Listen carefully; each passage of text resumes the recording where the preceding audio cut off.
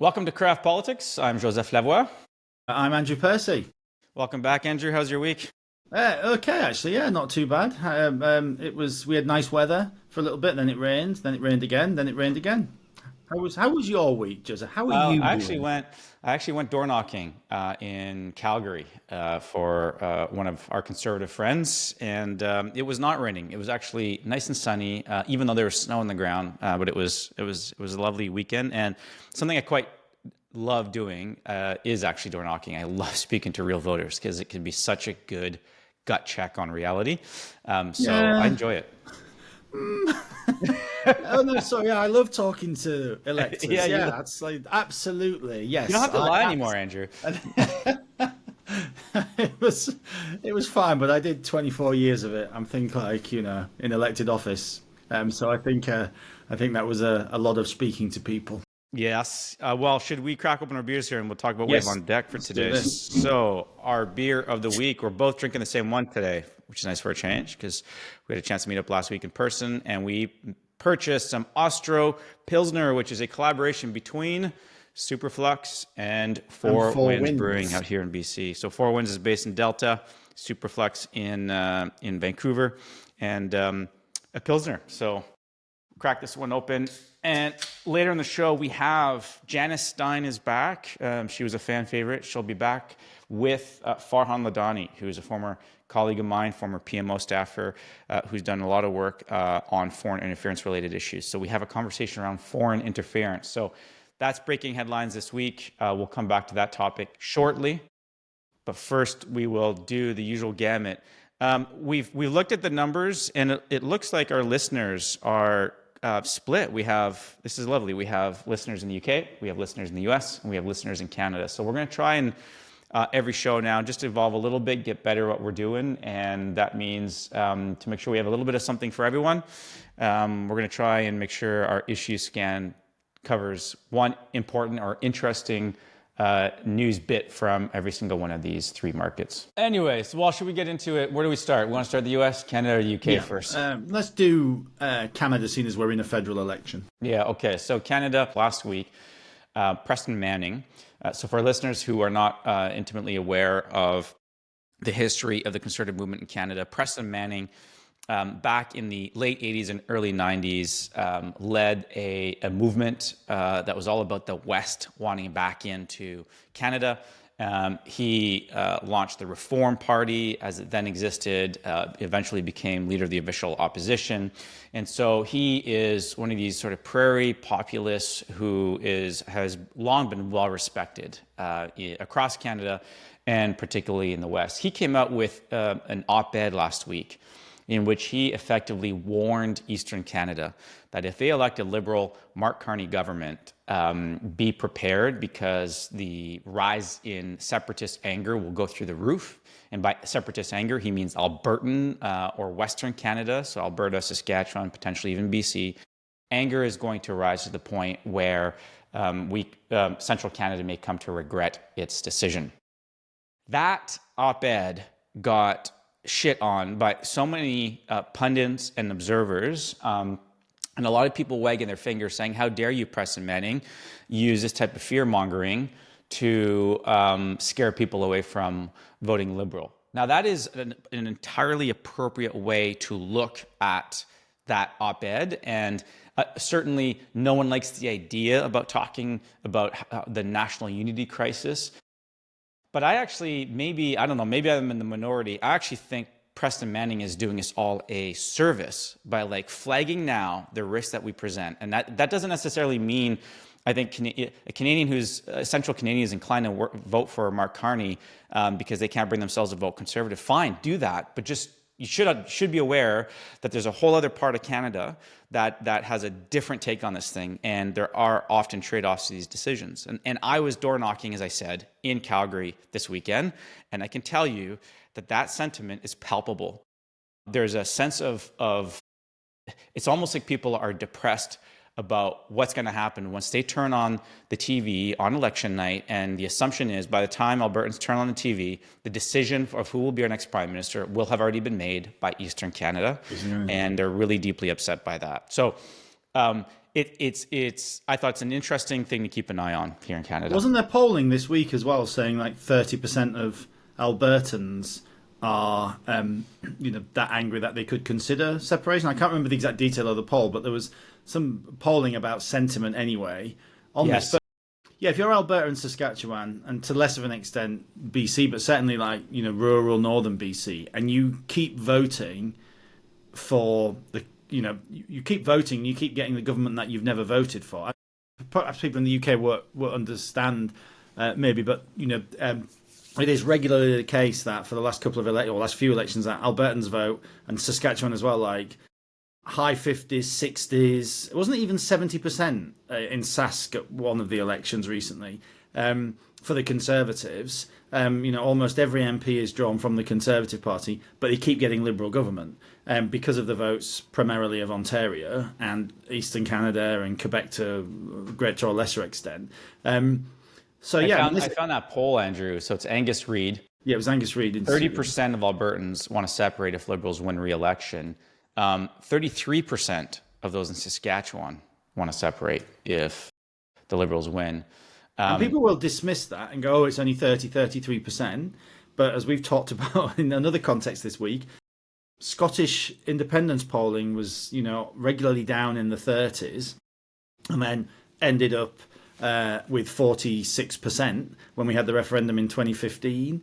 Brexit polling, numbers were all over the shop, but you regularly saw polls that would say that Brits would never vote for Brexit. You get into a campaign, emotional arguments come in, 52% ended up voting for Brexit. So, this is from a standing start of people not really thinking seriously, not being triggered emotionally, not having all of that. And I always think there's it's much easier to make the separatist argument than the stay with, right? Because the argument is, you stay with something that's imperfect. So it's like saying, hey, let's stay in our loveless, imperfect marriage because it kind of makes sense financially and we don't have to divide the house. That's not really as opposed to this, let's, go off to something new, something fresh. It's almost like, going off to a new relationship, isn't it? Which means I think you have such an advantage in a campaign of being able to wind people up emotionally. So it is something that, I see a 30% or 33% in Saskatchewan not as the ceiling for the potential for separatist sentiment coming out of this election if Mark Carney wins. I see that as the floor. As a floor for just the reasons you described. Grass is greener on the other side. The idea of something being different makes it much more appealing in the moment. Also, maybe people feel even if they vote yes in favor of some type of separatist measure that they're not even that convinced it'll actually happen. So they're sending a message. They're just sending a message. There's so many reasons for why once you get to a referendum question or a significant question on on a separation issue, why you always end up more in that 50-50 dynamic because it's a binary choice. It's one or the other, and that's it's a pretty simple way to split up the population.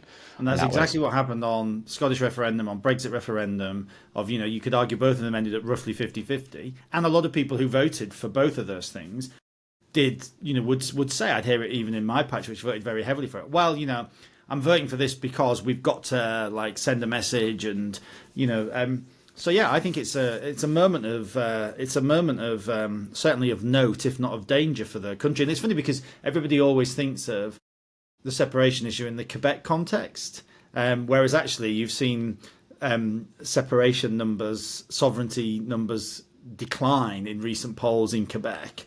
So maybe the breakup of Canada won't come from what people have always assumed would be Quebec. Maybe it'll come from the West. We shall see. But I think anybody who dismisses this is doing a great disservice. And of course, and people dismiss these things. Oh, that's just obviously silly, obviously stupid. Well, I don't think it is obviously silly or obviously stupid because you can always make an argument for anything, right? People have a right to vote for anything. But if you do that, at your own peril, right? There is a serious risk that you will be underestimating a very real sentiment that could turn into something even more real. Yeah. Anyway. Definitely. All right. Well, that's Canada. Let's move on to the US. Market response to Trump's insanity. It's very difficult to make sense of what exactly Trump was announcing last week, other than just to completely upend 100 plus years of global order, or almost 100 plus years on the trade stuff. And the market is having a response and a reaction. So massive collapse. Day traders are obviously telegraphing by the minute how Wall Street is responding to the news. The more important issue, though, I think from a political context and certainly from business context, is a question of whether we are headed to a recession. And people that are much smarter on this issue than me have been very clear that that is absolutely the direction the U.S. is headed in. I'm incredibly concerned on a political front that the next prime minister, whoever it is going to be dealing with a big recession in Canada, and it's something that Americans are going to have to contend with as well. But, it's global, right? I mean, you're seeing, the UK government has no fiscal headroom.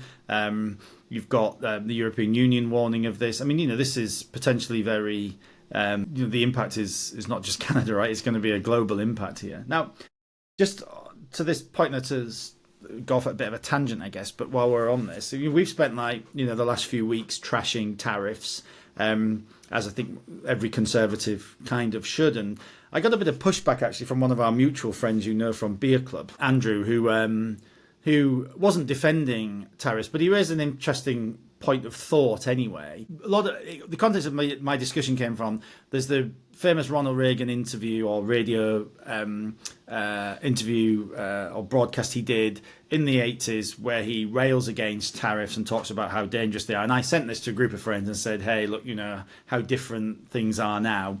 And whilst not defending Trump's tariffs, he did make an interesting point, which I thought was worthy of further thought, at least, which I first dismissed and then so thinking about, which was that, and his point was that, the trade deficit the US has now is, I think, 3 or maybe 4 times more than it was in the 80s under Reagan. Back in the 80s, that trade deficit was largely with or benefited countries like Germany, Japan, Canada, Taiwan, Korea. So countries that were aligned with the US, whereas now it's largely benefiting countries that aren't aligned with the US, aren't aligned with the Western alliance. So his pushback was, what do you do when a country that is, politically, not democratic, that is, doesn't share your values, is clearly out to replace you, devalues its currency, throws its workers, into factories on the kind of rights we would never allow in the West, and does that to, to drive these big deficits, and doesn't share your values? How do you respond to that? And I just thought it was an interesting pushback, because I kind of went back and said, well, at first I thought, well, that's just silly. Tariffs just damage everybody. We'll just end up in a world recession. Nobody wins from tariffs. We learned those lessons in the 30s, the Corn Laws, all these other stuff where, we thought. But I thought, well, I don't have the answer to how you actually deal with that issue of. Now, one way would be to not tariff your colleagues, or your friends, and allies who do share your values. And actually, the same person, Andrew, then was sending me the data on who are the biggest investors in the US, foreign direct investment. It's Canada, it's the UK, it's Germany. All these people that Trump is now targeting, who are actually investing the most into the US and creating jobs and all the rest of it. So maybe don't tariff them. Maybe there's an argument for China or whatever. But I just thought that was we are in the American economy and the world economy is in a completely different place to the 80s, where these deficits largely benefited other Western aligned countries. And that's not the case now. It's benefiting people who are, in many measures, our enemies. So I don't know. It's just an interesting thought. I'm not an economist, so I don't know what the answer to that is. But it did make me think a bit, having dismissed when this came through from Andrew originally. It was tariffs are just bad. To suddenly well, actually, I'm not defending tariffs, of course not, but there is something here that there's a legitimate It's an interesting thought, and we should bring on an economist in the coming weeks just to help us do a deep dive on this, particularly once we see how this really plays out in the aftermath within a couple of weeks. So that's what's going on in the US. We found it interesting. Let's go to the UK to close out our issue scan. Andrew, you said you wanted to cover what? The tariff response? Yeah, I mean, look, it's the only show in town at the moment, but just only briefly, really, is I was obviously the UK got hit with a 10% tariff, the EU with a 20% tariff, and even this issue of tariff response, I thought still demonstrates the ongoing divide in British politics from the 2016 referendum on Brexit. So the UK has avoided a 20% tariff because it is not in the European Union, because of the decision of Brexit. So Brexit bonus, Brexit benefit, whatever you want to call it. And you have ministers in the Labour government who were very much up the kind of Remain line, who are unable to utter the phrase that this is because we left the European, or to the Foreign Secretary, I think his quote was, "This has nothing to do with Brexit," when it absolutely has everything to do with Brexit. That 10% is going to be deeply damaging to the UK economy because the US is the UK's second biggest market for cars, for example, and for car exports. It's our biggest single trading partner. But I just thought people still can't, because this still is such a divisive issue in British politics, that still can't utter the phrase of anything being positive about Brexit for some of these people. Now, I'm a Brexiteer, so of course I do think that Brexit derangement syndrome is something that people on the other side of the argument continue to suffer. And it turns out, I thought that Brexit derangement syndrome was a short-term illness, but it turns out it's a long-term health condition. That is one that can be managed, but it can never be cured. I just thought it was an interesting response. I just thought that, even now, people cannot. Right, you're not suggesting that everyone needs to agree that Brexit was a good idea, but at least have a little bit of clarity of thought. At least be able in this one instance, it actually benefited us. Yes, that there was a benefit here, because the fact that we're not in means that we've avoided a 20% tariff with our biggest single trading partner. But people to not able to utter the phrase because of a continuing Brexit derangement syndrome, I just thought was, I don't know when this will ever stop being the kind of divide. And I can't think of very many other issues where that's the case. I found it very interesting in the whole, at the time when I was like, God, people really cannot see anything beyond their own view on this, which I think is actually bad for politics, because I was a Brexiteer, but I also accepted that there would be elements of it that would be more difficult and more challenging, so not everything was a positive. But with everything in politics, there's good and there's bad. No decision's ever perfect, but people are just, everything was bad or everything was good. It's like, anyway, I thought that was it will continue to be. Anyway, the other element from the UK politics I thought was interesting was as part of the UK's response was the Labour government has downgraded some of the electric vehicle mandate requirements. Which again, I just thought, we've got this Labour government that when we changed some of the EV mandates as a Conservative government, railed against, and now we've got a Labour government that's come in and cutting disability benefits, has slashed foreign aid, is now reducing EV mandates. And I was thinking, there's something quite sweet about watching a Labour government have to do all these things, having pilloried us for not even going anywhere near some of those things in any sort of the scale they have. I just thought, well, politics makes hypocrites of us all. Equally, yes. Apart from me, who was never anything but consistent in all of my views. Oh, wait. Were you an MP? Oh, Joseph, don't tell everybody. Our listeners don't know this. I just thought I was, Andrew from East Yorkshire, who just happens to, Good. Well, let's bring a wrap then on the issue scan. And what we're going to do is we're going to take the tasting notes for the beer, for those of you who enjoy that. We're going to put it at the end of the show. So we're going to cut to our interview now with Janice Stein and Farhan Ladani on foreign interference. A very interesting conversation, applicable to all of our listeners. It doesn't matter if you're Canadian, in the UK, or in the US.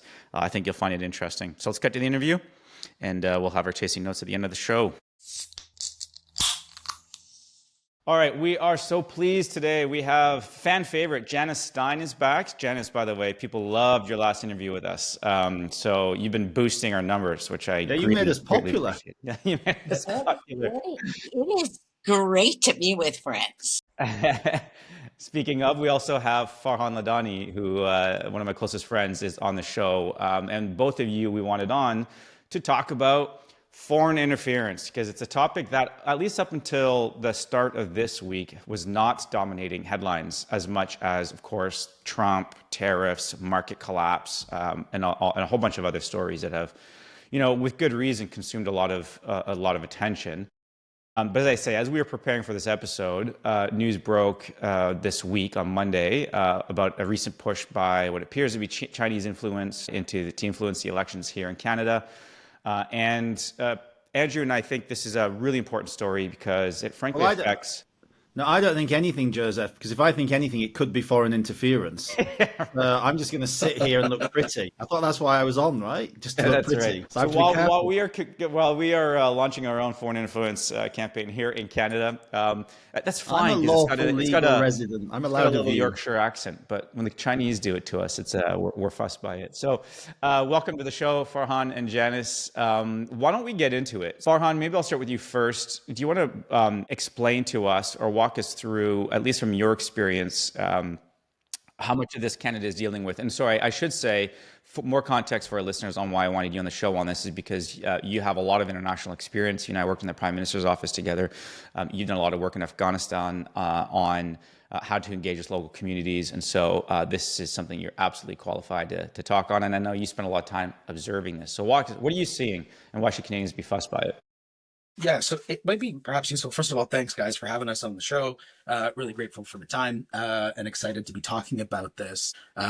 I think people are trying to sort out whether or not what they're seeing is real. That's a good thing. I think they're trying to sort out whether what they're hearing is accurate. That's a good thing. And I think people are trying to understand whether the election that they're in right now is legitimate, meaning that it's free, it's fair, it's open, and that they can have confidence that the process is one that's consistent with our values as a country and the laws of the land. And so I think it's actually really great that we're having this conversation. I think it's useful to set the table on what foreign interference actually is, because it provides some grounding for the way in which what we're hearing about fits either in or out of that definition. And so there's basically three elements to foreign interference. And we can talk about disinformation and transnational repression separately. So look, for Canada, it's got to be taking place in or have a relationship to Canada. This is number one. Number two, it's supposed to be harmful. I mean, it's detrimental to our interests, and that actually matters. And then finally, and this was the important one, it's probably the hardest part of the story, is that it's expected to be clandestine or deceptive or relate to a threat to a person. And so that third one is pretty hard because if it's by design expected to be clandestine, no one wants you to find out about it. And if it's expected to be deceiving, well, you're not supposed to find out about that. And if it's a threat to a person, people are probably trying to be pretty quiet about it. And so as a result, it's really pernicious and difficult because you can make all sorts of expectations about whether something is or isn't foreign interference, because you have to make assessments as to whether or not what you're seeing is actually maliciously intended and whether someone is purposely trying to deceive you or hide it. And they're not going to tell you. And because they're not going to just tell you, you have to figure out a way to sort it out. And that's not the easiest thing to do. So when we talk about foreign interference, it's important to think about the three components of it in order to figure out if it's actually foreign interference.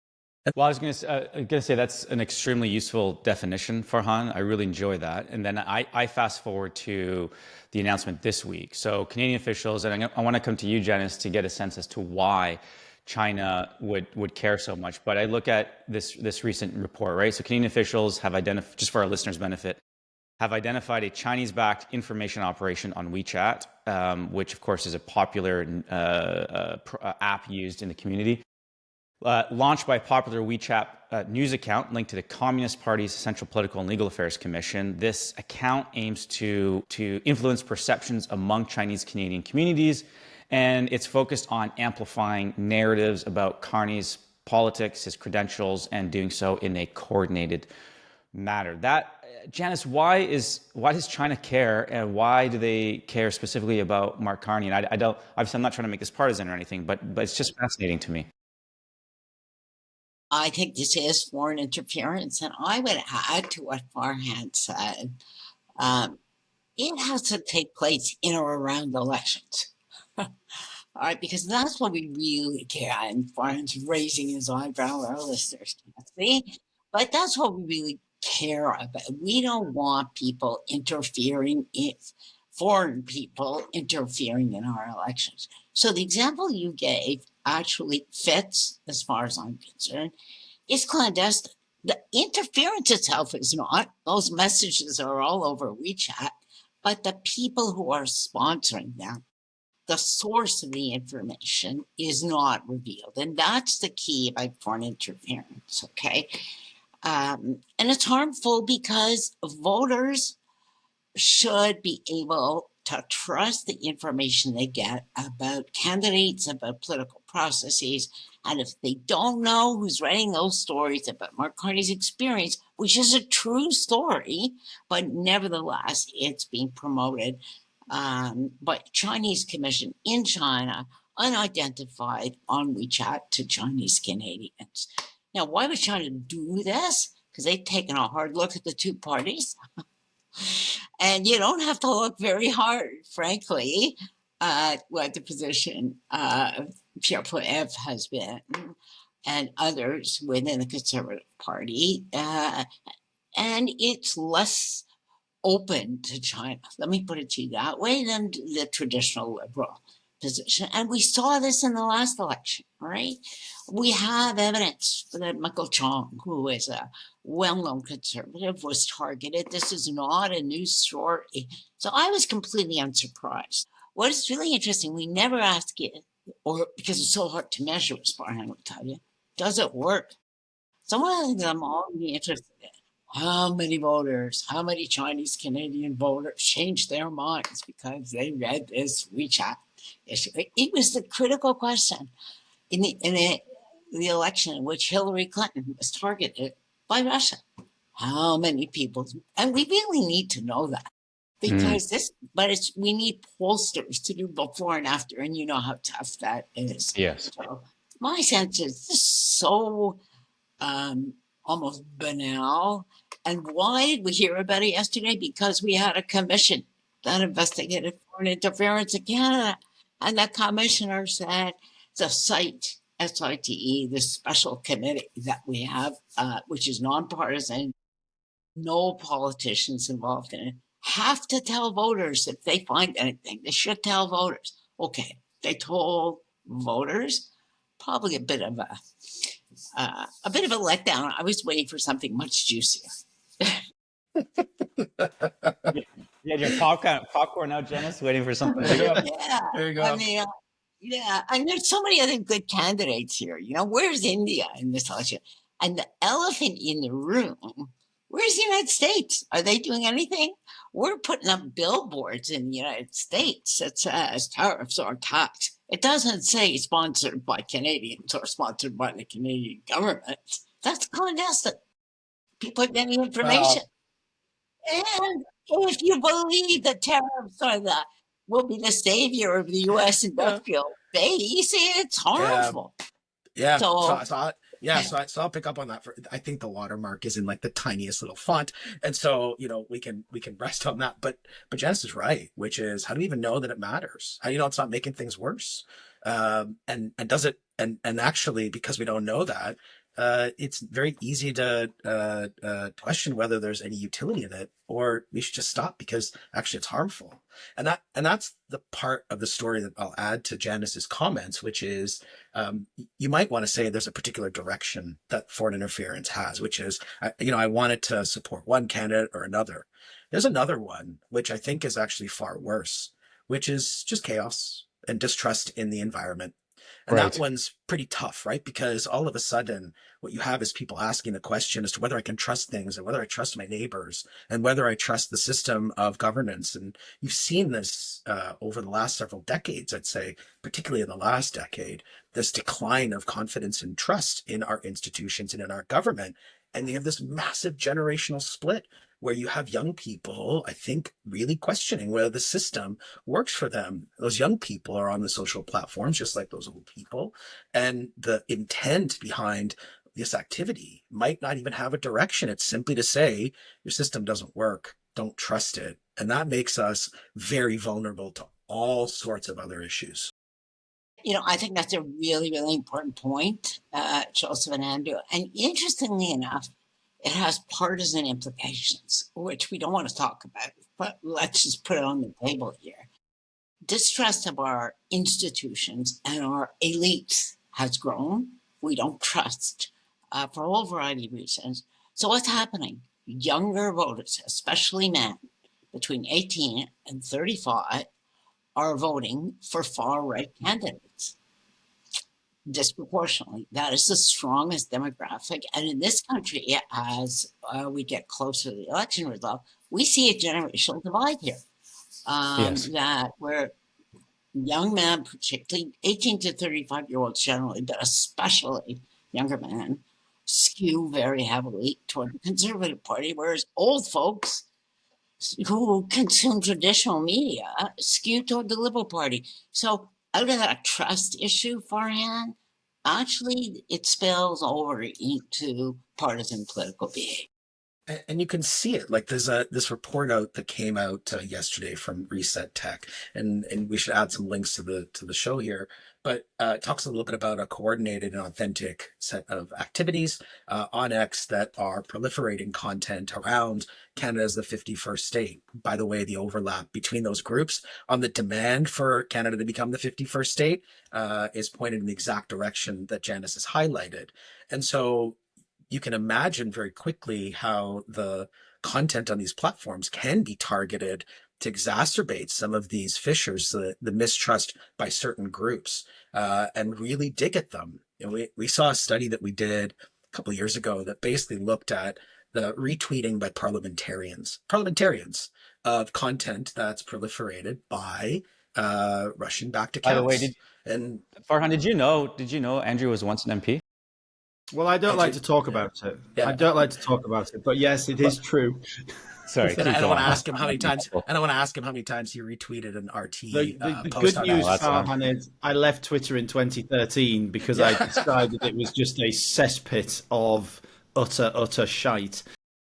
It was a technical term, so I left it. But yeah, I mean, we had colleagues who were caught up in that same thing of retweeting, content that was seriously questionable, just to say the least, right? And content that was probably being promoted by one of the country's enemies. So this is, and people innocently fall into this, right? But then when you see that it's an MP or somebody who's got standing in society, celebrities have done the same thing, right? They're directly retweeting stuff that's designed to destabilize our democracies, but you don't see the unretweet. People see the retweet, right? And then it just gets a currency with a whole set of people who otherwise aren't looking at anything else. So do you think there's any going back? I think the genie's out of the bottle. Yeah, I mean, on the degree to which this is foreign interference is happening, the sophistication of it all. Yeah. I agree. If you look at the example that Farhan was just talking about, the news that just broke of this coordinated series of accounts on X going after sort of right-leaning conspiracy theorists, looks like it may be linked to Russian activity. So clearly, whoever's tasked with creating chaos in our elections on the Russian side has figured out that there is, as you talked about, Janice, this generational divide. And so they're going to pick away at that scab and just aggravate the crap out of these demographics. I try to understand to what end it is. I mean, I understand chaos is fun to observe, and who doesn't like a little shithousery or a little shit disturbing, but what's the ultimate gain that Russia or China or India has other than maybe it's just to break us down so that we become weaker? Well, I think, simplifying. I think chaos serves a really important political purpose. It undermines confidence that democracy works. Yep. Right. That's as simple as that. And it pushes people to the extremes. Right now, at this particular juncture, more toward the right, but it could in future push more toward the hard left. It doesn't really matter, but it breaks the consensus among people living in democratic societies that democracy can get the job done, and in simple English, can deliver for people. Ezra Klein's book, Why Making Democracy Work. That's what this is really designed to do, and that's serves Russian interests, clearly, And you could argue it serves Chinese interests. I think a big difference, though, in the content of what the two of them are doing, right? Farhan, and you've seen this in your research. Yeah, 100%. The Russians are less inclined to favor a particular candidate. I had to put all theirs because they're so cynical that they tell you over and over and over, it doesn't matter who Yeah, your doesn't prime matter. minister is, yeah, or who your president is. Chinese actually think it does. And so they will tend to skew toward one candidate or to run down the other. And so that's for me a general rule of thumb. When I see some of the stuff, oh, that's Russian, oh, that's Chinese, and you can tell. That's a good point. How should we think about these claims of foreign interference in specific ridings or candidates? Does it matter? Like, Yeah. can China upend our entire election results just by targeting 2 or 3 seats in Richmond, BC, as an example? Yeah, I mean that's a pretty tough question, and because our ability to say, look, it was definitely someone, it was definitely a government, whichever government it might be, they had a particular intent in that particular riding, and that they sought to destabilize it, and this is the big one, outcome would have been different if they hadn't have intervened. That's the one. How are you going to figure that out? And so, to some extent, and this is the part that I think is really difficult, is does the state have to even care? How much do they care? Because first of all, it's really cheap. It's very inexpensive to do this work. It costs basically nothing. The political cost doesn't really exist. So great, you've outed the group yesterday. So now what? And so the cost to them is pretty modest. Are we going to sanction them? Are we gonna have some type of corollary action against them? So these are questions that you'd have to answer. So what are you going to do to prevent them from doing this again? And so if the cost is really low and the result is simply destabilization, and yeah, if it works, great. If it doesn't work, that's okay. It didn't cost very much money. Then all of a sudden, it makes it very easy to suggest that we should do it. And these are still bureaucratic exercises, right? You got a spreadsheet of the plate of we're going to allocate dollars and effort. And it's like, I want to allocate it here and here and here. Some of them are going to win, some of them aren't. But that may not be the only question, right? Because if you're a Canadian citizen, you want your government to tell you when somebody is Sure. clandestinely fooling around in your elections. That's part of the trust thing, right? And actually, I think, kudos to Canada on one thing here. We actually, this started in the last election, we actually said, let's give the clerk, who's a nonpartisan, our most senior civil servant, let's give the clerk the responsibility, stand up a group of deputies who are going to come out during the election and say, hey, the Chinese are posting this stuff. Now, what impact is that going to have? In theory, Chinese Canadians who are reading this stuff will hear about that and they'll say, oh, I don't like that. Because it actually makes them vulnerable, right? They're the intermediary that become vulnerable in the larger politics of the country. More broadly, everybody feels better because we've got this watchdog in Ottawa who's going to tell us if anybody does this. And so paradoxically, that rebuilds trust in government, which is in itself, regardless of how it had any impact on a riding or a candidate, Right. it's valuable to rebuild trust. Yeah. It shows competency, right? That the government is actually able to see this happening and they're able to tell Canadians that it's actually happening. And as a consequence, Canadians can factor that into the way that they make choices. That's actually really powerful for an individual to feel like they're equipped with some information to improve the choices that they make. The one bit though that we're missing here, as an observer and relatively new, having worked in the UK system to the Canadian system, is the bit that's always stuck out like a sore thumb for me is, okay, we've got to the election now, we have this oversight body which can issue warnings, but the real weakness as an impartial observer of this is the actual selection of candidates. A part of this, which I took part as an independent part of the process to give ballots out at one of the selections, and I was shocked at how that operated and how people were just able to sign up mass numbers of members, often it was based on ethno-cultural communities, right? Who were just able to turn up and win a selection for a particular candidate. And I was asked about this afterwards by somebody, oh, what did you think of the process? And I said, I'm appalled. I said, I'm actually what I've, just taken part in. I was appalled by, because, in the UK, it's the, certainly my party, it was the 150 local members of the Conservative Party who've always been 150 members. And that brings its own problems, right, of, how you get a breadth of candidates, however. But what it certainly avoids is people being able to effectively buy a nomination, or people being able to mobilize one group. So I kind of think it's like a bit late, isn't it, to get to the general election and then say, oh, we've got this issue. I know there's been examples as well. These have been highlighted, but this idea you can just sign up members and win the nomination. It's called entryism in the UK, right? And parties have rules to prevent it. Isn't that where the real weakness in the Canadian system is? That not just on foreign interference, on a whole range of other things as well about special interests. But it just stuck out to me as like, why is nobody more angry about this process or more concerned? I agree with you, Andrew, and I think Farhan and Joss would agree as well. That's a weakness in our system, and the whole commission pointed that out. That it actually devoted a considerable amount of attention to that, so we're aware. And it doesn't have to be foreign, the interference. You can have special interests that are domestic that will organize and pack a nominating room. This is an old story in Canadian politics. And actually, I think we need to change those rules. Nomination should be part of the electoral process, not just an internal party discussion. And there should be some rules that you have to meet.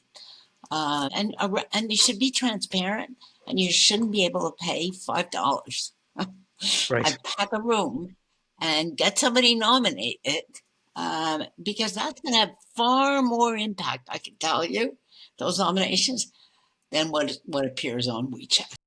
Andrew, I'm a little encouraged by the direction that we're seeing, which is just more visibility on the vetting of candidates and parties saying that these candidates don't reflect our views or our values, and candidate processes now needing to at least take into consideration that whole report. So actually, I think the problem you're pointing out is huge, and I think that Janice is doubling down on that. And what I would say is actually, I think there's more visibility on that part of the problem, and as a result, I'm hopeful that, like, look, if it's serious enough and Canadians are paying enough attention, as they should be, maybe there's some pressure.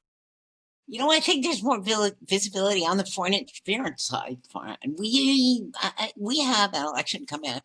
How much do you know about the nomination Friday? And it's invisible to Canadians. Yeah, and I agree on that. And I think that, your average voter in a riding doesn't know that the candidate was able to win the nomination by signing up 400 or 500 or 1,000 members of a particular community or special interest. And I always think, like, we're quite smug in Westminster system of looking at the American model and going, oh, these Republican congressmen, they have to pander to their to the primary process and to the base voters. And I'm thinking, well, that's exactly the same here, right? You've got to just pander to this very small niche group who you can mobilize to get you the nomination. So I was thinking, we maybe shouldn't be quite so smug about that. If that's, it's not a primary, but it's this whole nomination. And the risk of having to go back through that, you have to keep pandering to the same special interest or particular set of the community that you have won the nomination off. It's really interesting, Andrew, because these two subjects got joined up. The whole commission revealed a story that the Chinese embassy strongly encouraged some of my students who were Chinese at the university to go bust them to the nomination meeting. So that's where the two stories came together, and everybody said, "Ooh, we don't want that." But okay, we're fine with any others, So foreign is a very capacious concept. Let me throw you a curveball question.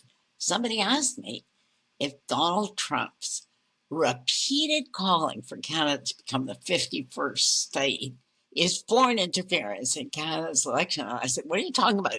That is not clandestine. We all know it. Yeah, but it's probably current trends hold, going to change the outcome of the Canadian election. What an American president said, largely to American voters, is going to change the outcome of our election. And this person was adamant that it Well, was foreign interference. let me give you Well, another example. Then, a couple of weeks before, or shortly before the Brexit referendum, Obama turned up on the steps of Number 10 and uttered the phrase, if you remember, which was Britain would be at the back of the queue if we voted to leave the EU. And everybody went mad because, one, he used the word queue and Americans would use line. So they were like, these are words that have been put in his mouth by Number 10. And, was that foreign interference? Or is it, was it an attempt to, well, it wasn't a clear attempt to influence how people voted. But to your point, Janice, I guess it's not clandestine. And this last election, of course, we had Donald Trump claiming that the British Labour Party was trying to take part in foreign interference because it was sending a few hundred Labour Party members over to campaign for him, as parties have always done, right? Where around the world we send people. So I kind of, the phrase wasn't used until recently, this whole foreign interference thing, and now perhaps it's been overused in examples where it's not actually foreign interference, it's just legitimate commentary, right? Is that a fair assessment? Yeah, and we talk about influence all the time. It's got another term, it's called advocacy. And it happens all the time, and it happens in countries every single day between countries to support particular interests. And it's a normal part of the business. And so the idea that we're going to conflate these two things is actually part of the problem. Yeah, it very definitely has to be clandestine, and I completely agree with you, Farhan. That is a critical piece. Yeah, I hadn't heard actually Farhan's outline at the beginning of what it is the first kind of definition I've really heard of it that makes sense, because it's just now getting overused in all these other contexts, like Donald Trump using it, and then people using it in relation to Obama and all the rest of it, to the point where then it belittles what the actual really serious issue of what's proper foreign interference. But I suppose where does this all end though? Because how do we actually really manage this? Because it's not going anywhere. It's going to become more and more clever. So how do we actually deal with this? We would have to shut down all social media from the time the red dropped. Okay. And we'd probably have to change human behavior. Like, we'd have to fundamentally change human behavior. I had this chat with the kids on the way to school today. Do you guys remember playing the broken telephone game? You sit around in a circle and someone whispers something in another person's ear, and they're supposed to pass along until it comes back to the beginning. So I'm having a chat with my kids this morning over breakfast, and I was like, "Oh, do you guys still play that game?" And they say, "Well, yeah." And I said, "Well, tell me the silliest example of when you're playing that game." She thought for a minute and she goes, "Well, we started with banana." And I said, "Well, what'd you end with?" And she goes, "We ended with banana poo." And I said, "Well, help me understand that." And she just laughed and laughed. And you can imagine a bunch of kids sitting around, starting with one part of a conversation and then ending up with some kid just wanting to say the word poo for whatever reason and ending up with banana poo. And you just make that and you scale that like crazy. And we're all part of this broken telephone game in an online world where we're saying stuff to each other.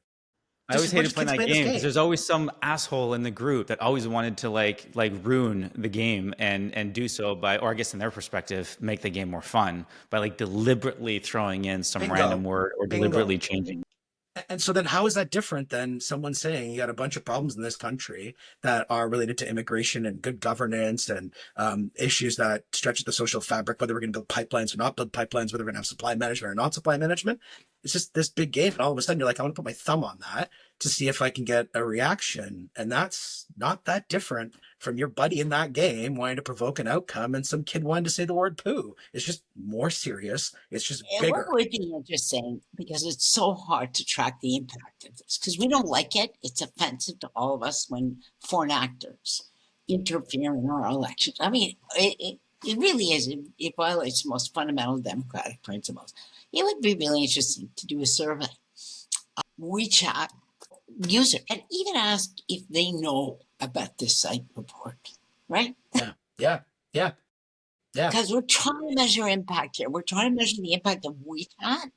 Did it change anybody's preferences? Because if this is just noise in the system, well, it's noise in the system and we're going to get less worked up about it.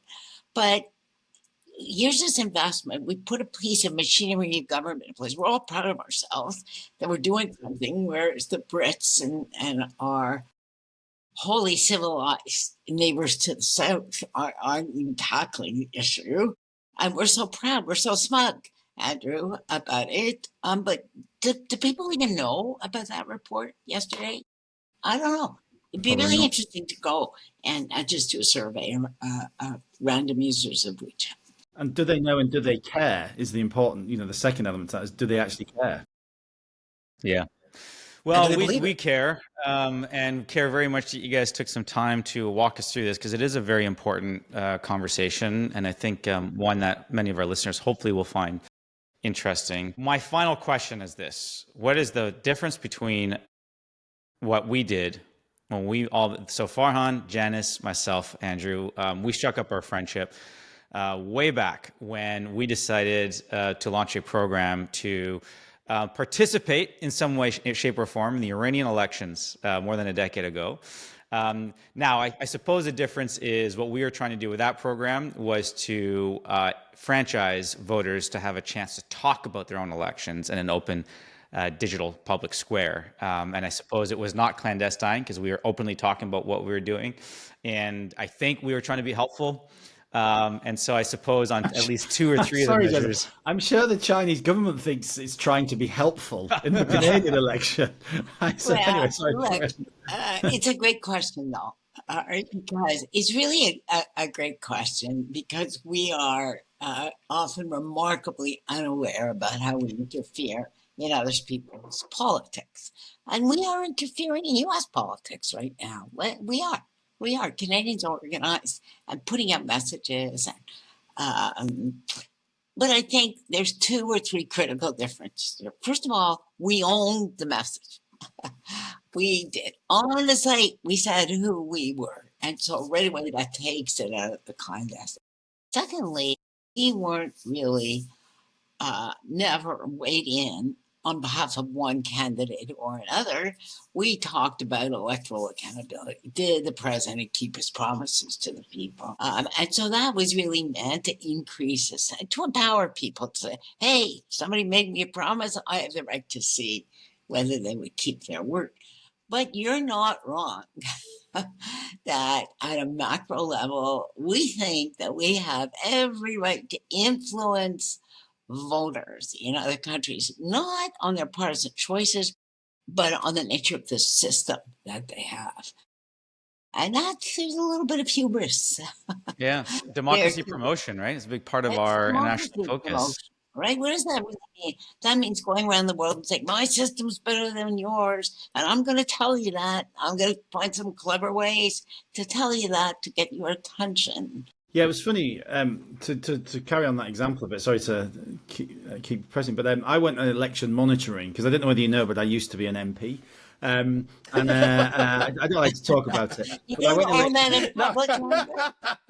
no, so it's we try and hide. I'd hide my light under a bushel. But I went election monitoring in Moldova at the end of last year. I was still on the Council of Europe at that point, and we issued a quite strong report pointing out it was in the referendum in Moldova on joining the EU, and we issued quite a strong report on the Russian interference, which was Russia literally turning up and paying people money in Transnistria and elsewhere to vote against this.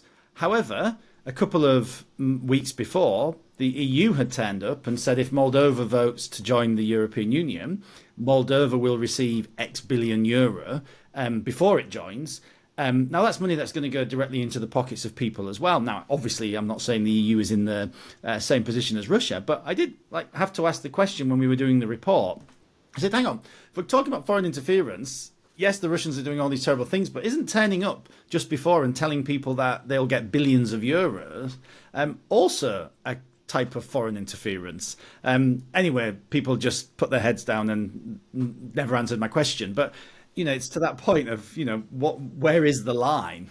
Just one final thought on this. When you think that Carney actually suffers from from those WeChat ads, to the extent they're exposed now, people, the Chinese favor him. That is not a good news story in any That's election. that's the problem. That's the Right. problem. Right. That's the actual problem. Yeah. Unless It's by some convoluted way, it's actually not the Chinese, it's someone else who's making it look like Well, the yeah. Chinese. Yeah, You know? no, but that's why it's this massive multiplayer game, right? And you're never gonna know who's influencing who and who is ultimately juicing up somebody else's story. So you could have these comments that are in Canada, that X report you just talked about a few minutes ago, Joseph. Like, who is amplifying those things? Who's actually spending money on increasing the visibility of this thing that's a coordinated, inauthentic campaign by one party, and somebody else saying, for 50 cents on the click, I'm just going to juice that because it makes sense. It's cheaper than me doing it on my own. And who's that person? And so this is just So the answer, the solution to everyone is stop consuming social media. Yeah. Mostly just consume this podcast and you'll be fine. Just direct. Well, thank you both for this conversation. Awesome. Found it extremely helpful and fascinating and interesting, and grateful to both of you for giving us your time. And Janice, thank you for coming back. It's a pleasure. I'll come back anytime you invite me. Maybe we just, Janice and I, maybe we'll just launch our own podcast and cut Joseph out then. How's that? So, and then Farhan can be a regular guest, and then, we'll just you got to cut out the waste. Andrew, I thought that was a great, really fascinating conversation with Farhan and Janice. Let's bring the show to a close. What are we thinking of this Austro Pilsner from Superflux and Four Winds? So we've had Superflux on before. They've still not sponsored the podcast, so we're going to start trashing their beers if they don't. I mean, Superflux is just a brilliant brewery. I like Four Winds too. Brilliant brewery. If people don't know, Superflux is a Vancouver-based brewery. People tend to, I think it's fair to say, would go and associate them more with their IPAs, which are outstanding. But people forget how good their lagers are. I think we have referenced their lagers when we talked about an IPA of theirs we had on. But this is absolutely delicious. It's it's crisp. It's got nice. It's got that, the malty biscuity element is just perfectly balanced, right? Yeah, and what I love about a Pilsner as well is a really good Pilsner has sort of a grassy herbaceousness. Yes, definitely about that. it. And I love that, particularly when it's combined with like a nice light malt profile. And it's got it's just absolutely clear, beautiful color. It's exactly what you want in the style. To me, I don't know if it's what the specific Pilsner style is, but it tastes to me very much like an Italian Pilsner. Yes, which slightly I lighter, quite love. slightly less on the, nice and floral and herbaceous and clean. I do get a sweet biscuity taste though, but it's like a digestive, a digestive biscuit. Or because we're having this at fucking 7:24. I'm going back to bed. Yeah. I'm done. That's done. Way for to the day. activate your digestive system. Now I can go have my green smoothie. It's like your green smoothie. Of course, you're going to have a green smoothie. Are you having a kale? Has it got kale in it or whatever it is? Yeah, kale. Just before you do your Iron Man of the day or whatever it is. Cycle 10 miles, swim a mile or two, whatever. Well, I think it's just an advertisement for how much of a health product beer is, isn't it? As you said, it's 98% water. Yeah. So it's okay. It's just the hydrating. But this is actually a delicious beer. So yeah, delicious, worth grabbing. And with that, we will bring the show to a wrap. Thank you to everyone for listening. If you haven't had a chance, please do subscribe to the show on YouTube, Spotify, or Apple Podcasts. It really helps us make sure we stay in your feed every week. Yeah, thank you for listening, everyone. We enjoy it. Right, I'm going to go pass out now. Yeah, all right. Ciao. Good night.